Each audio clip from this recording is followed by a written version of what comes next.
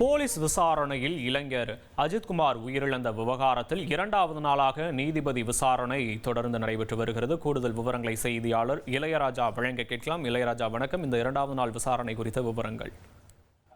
கண்டிப்பாக திருப்பவனம் அஜித்குமார் கொலை வழக்கு விசாரணை இரண்டாவது நாளாக மாவட்ட நீதிபதி, அதாவது 4வது கூடுதல் நீதிமன்ற நீதிபதி ஜான் சுந்தரரால் திருப்பவனம் காவல் நிலையம் அருகே உள்ள நெடுஞ்சாலைத்துறை சொந்தமான ஆயுமாலையில் தற்போது நடத்தி வருகிறார். நேற்று முதல் நாள் விசாரணை பார்த்தீங்கன்னா தொடர்ந்து 11 மணி நேரம் நடந்து முடிந்தது.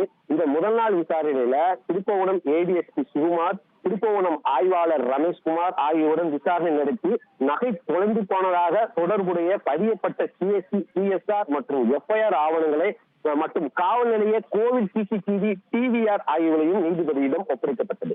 இதனைத் தொடர்ந்து தனிப்படை காவல்துறையினர் தாக்குதல் நடத்திய தொடர்பான வீடியோவை பதிவு செய்த கோவிலின் பணியாளரான, அதாவது முக்கிய சாட்சியான சக்தீஸ்வரன், வடப்புறம் பத்திரகாளி அம்மன் கோவிலில் இந்து அறநிலையத்துறை ஆணையர் அவர்களையும் அழைத்து வந்து சக்தீஸ்வரனுக்கு விசாரணை நடத்தப்பட்டது.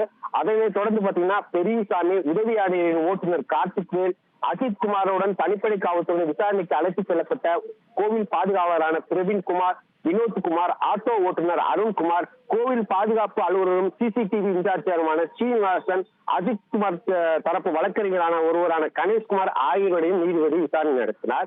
இந்த விசாரணை இந்த நெடுஞ்சாலைத்துறை ஆய்வுமலையில் முதல் நாள் விசாரணை முடிவெட்டது. நேற்று இரவு 11 வரை இந்த விசாரணை நடைபெற்றது. தொடர்ந்து இரண்டாவது நாள் விசாரணை தொடர்வதற்காக இன்று நீதிபதி அதிகாலையிலே சுமார் 8:45 மணி அளவுக்கு வந்துவிட்டாரு. தொடர்ந்து இரண்டாவது நாள் விசாரணைக்கு தொடர்ந்துள்ளார். சாட்சியங்கள் அனைவரையும் தற்போது கூட்டி விசாரித்து வருகிறார். முதல் நாள் விசாரணையில் பாத்தீங்கன்னா முழுவதுமாக சக்தீஸ்வரன், பெரியசாமி, டிரைவர் கார்த்திக்வேல் மற்றும் சிசிடிவி இன்சார்ஜ் சீனிவாசன் அவர்கள்ட்ட விசாரணை நடைபெற்றதாக, முழு விசாரணை நடைபெற்றதாக தகவல்கள் தெரிவிக்கின்றன.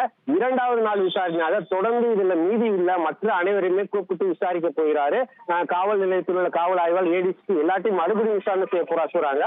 அது மட்டும் இல்லாம இன்று பாத்தீங்கன்னா அந்த அஜித்குமாரை அடித்து கொலை செய்யப்பட்ட இடமான அந்த இடத்துக்கு நீதிபதி போவதற்கான வாய்ப்புகள் இருக்கலாம் தெரிய வருகிறது. தொடர்ந்து நீதிபதி தங்கள் விசாரணையை தொடர்ந்து நடைபெற்று வருகிறார். நீதிபதி தற்போது ஆய்வுமாலையில் விசாரணைக்காக அமர்ந்துள்ளார். சாட்சிகள் இன்னும் சிறிது நேரத்தில் வர இருக்கிறார். விசாரணையிலும் தொடர்ந்து நடைபெற இருக்கிறது. விவரங்களுக்கு நன்றி இளையராஜா. தந்தி டிவியை உங்கள் கேபிள் டிவி ஆபரேட்டரிடம் இலவசமாக கேட்டு பெறுங்கள்.